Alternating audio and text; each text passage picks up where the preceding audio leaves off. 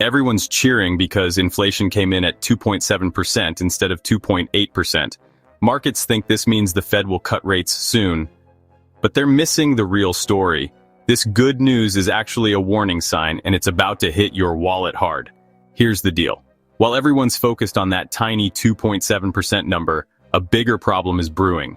Core inflation stuff like services and goods you actually buy jumped to 3.1% annually, the biggest spike since January. That's not a rounding error, it's a signal something's broken.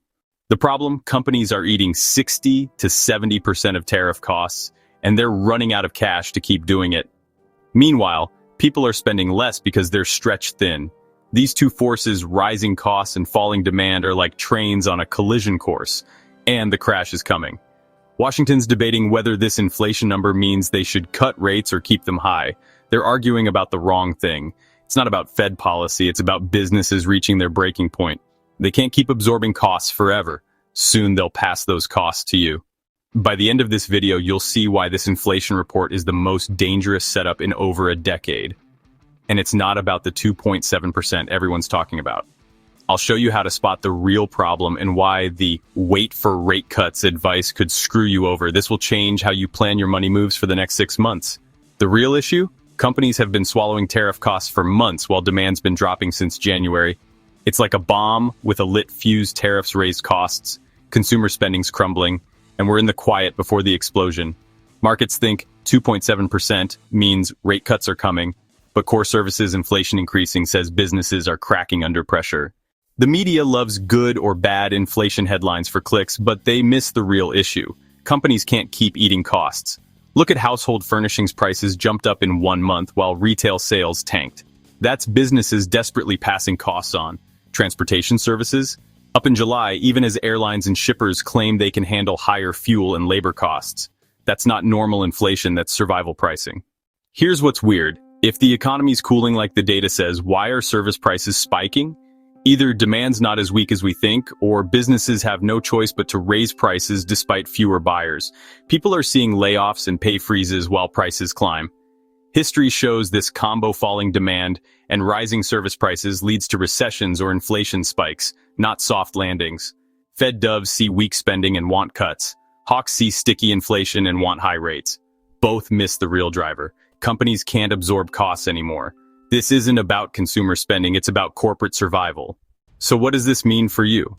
We're likely in the last 6 months before businesses pass all these costs to consumers. Waiting for rate cuts could backfire. Sure, your mortgage rate might drop, but if home prices jump 10% because builders can't eat material costs, you're worse off. If you're young and building wealth, ditch cash for real assets like property or commodities. Cash gets crushed when growth slows and inflation sticks around. If you're protecting wealth, skip consumer staples. Without pricing power, they'll tank. Companies that can raise prices will win. Nearing retirement, bonds could be risky with service inflation this high. Consider tips over regular treasuries. Business owner, stop eating costs. Your competitors are breaking, don't be the last to protect your margins. Most people mess this up by waiting for Fed rate cuts, thinking companies can absorb costs forever. They can't. Smart money locks in big purchases now at today's prices before everything gets pricier. You get ahead by thinking long-term, not chasing monthly headlines. Now, some of you might be thinking, what if the Fed cuts rates fast and demand collapses, stopping this price spike? Fair question.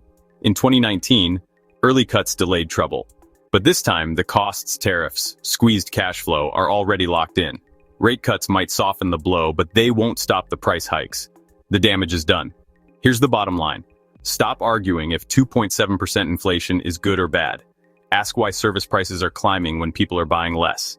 We're in a transition where businesses can't hold back anymore, and that matters more than what the Fed does next. This changes how you time big money moves over the next 6 months. Get it right, and you avoid the trap of waiting for cheap money while prices skyrocket. Get it wrong, and you're stuck paying more for everything. Your edge? See what others miss. Don't just ask if prices will rise, ask when the cost pressures will hit.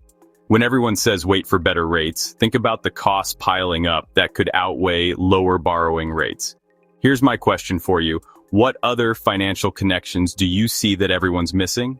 Where else is conventional wisdom blind to how markets really connect? Drop your thoughts below. I want to know what deserves the deep dive next.